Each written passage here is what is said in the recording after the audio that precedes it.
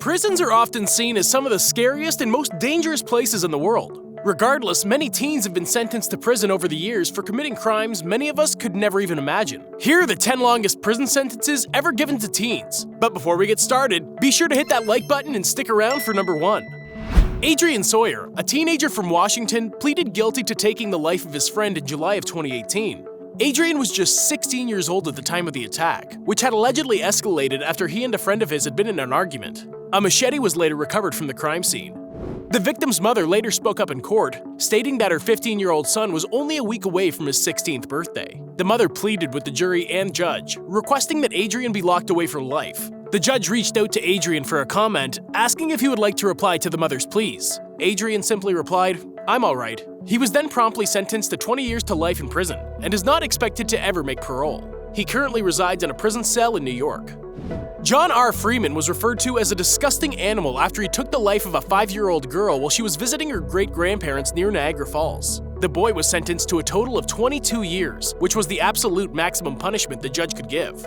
The teen apologized profusely in court, looking directly to the young girl's family. The local district attorney said that she'll see to it that he's never paroled and is forced to live out his entire sentence. Prosecutors said that the entire case was strange because the young man was very calm and collected.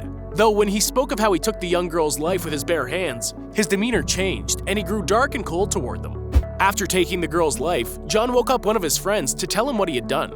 The friend went to the police the following day and told them what happened. According to police, John could not tell police what his motive was for taking the girl's life. Authorities say that this is exactly why he's considered to be so highly dangerous and why he should remain locked up for as long as possible.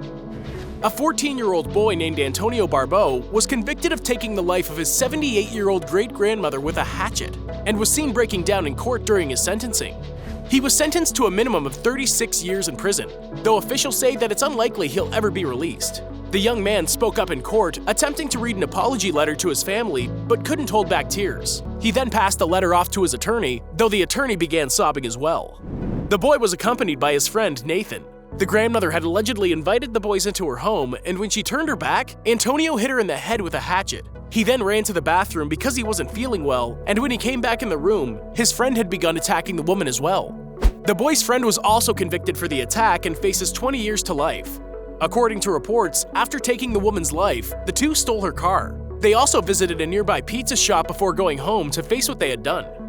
16-year-old Bobby Bostic, with the help of a close friend, robbed a group of people in Missouri back in 1995. No one was seriously injured in the crime, with Bobby and his friend being captured later that day and taken in for questioning.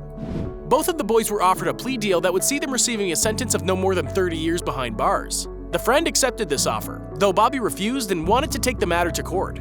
Judge Evelyn Baker heard his case and deemed it fitting that he receive a total of 241 years behind bars for his crime. Many would argue that this amount of time does not seem reasonable given that no one was hurt. Though the judge disagreed and handed down a sentence that, to this day, remains the longest sentence in Missouri history. He'll be eligible for parole if he lives to be 112.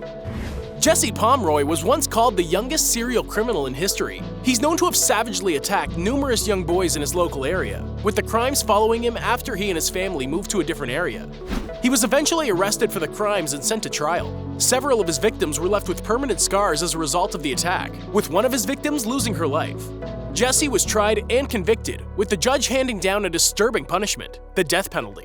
However, the governor refused to honor this decision, leading to the boy's sentence being commuted to life in prison. He passed away when he was 72 years old. 17-year-old Jacob Morgan was arrested after he allegedly set fire to a home while a 14-month-old baby was inside.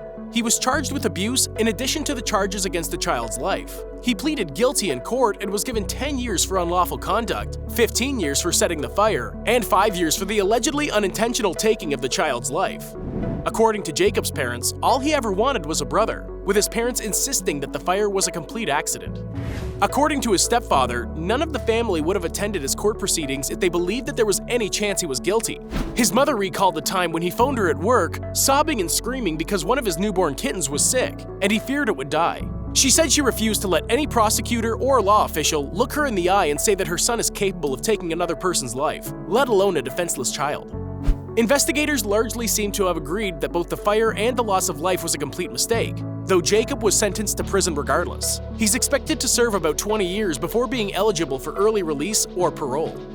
Curtis Brooks and 3 other individuals committed a despicable crime back in 1995. Brooks was arrested when he was just 15 years old after he'd been involved in a carjacking that led to the occupant losing his life.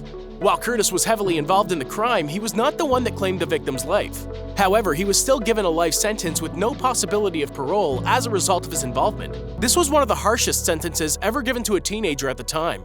However, a new law that passed in 2016 altered Curtis's sentence, allowing him to be paroled after 24 years behind bars. Anthony Dixon's case is one of the strangest we've ever seen. When Anthony was 14 years old, he was arrested and charged for a sexual crime. However, the prosecution team could offer no irrefutable evidence against him that proved he was involved in the crime. Regardless, he was pushed through the court system without ever receiving a fair trial. His legal advisor highly recommended that he plead guilty, otherwise he'd be facing a possible death penalty. Anthony took his advice and decided to plead guilty. In 2018, a judge overruled his initial sentencing and lessened his sentence to 15,679 days behind bars, the exact amount of time he had already been incarcerated. The judge insisted that, as teens, we are not the same people we are in adulthood. She feels as though Anthony deserves another chance at freedom now that he's 57 years old. Gavin Ramsey, a teenager from Wadsworth, was recently sentenced to life in prison after he was convicted of taking the life of a 98-year-old woman who lived next door to him. Gavin pleaded guilty and was tried as an adult back in January of 2019. Gavin was just 17 years old at the time and was found guilty of burglary, kidnapping, abuse of a body, and obviously for taking the woman's life. The woman's body was discovered inside of her home after she had been reported missing by a relative who lived out of town. Police and investigators say that Gavin walked into the woman's home as it was left unlocked and took her life by suffocation. He then took her body and placed it into a closet and covered her up with clothing that was found nearby. He then proceeded to take her wallet, leaving her there to be discovered by police several days later. He was quickly linked to the attack, arrested, and sent to trial. His case was concluded and he was sentenced in less than a year's time. 17-year-old Bobby Griffin was sentenced to life in prison after he took the life of a young woman named Minnie Peoples. This sentence was automatic at the time, meaning that anyone who claimed another person's life, regardless of age, would spend life behind bars. However, the laws have since changed in Michigan, loosening Bobby's original sentence. He's now 67 years old and expressed deep remorse for his actions. A judge heard Bobby's appeal and has resentenced him to 40 to 60 years behind bars, crediting him for the 50 years he had served for his crime.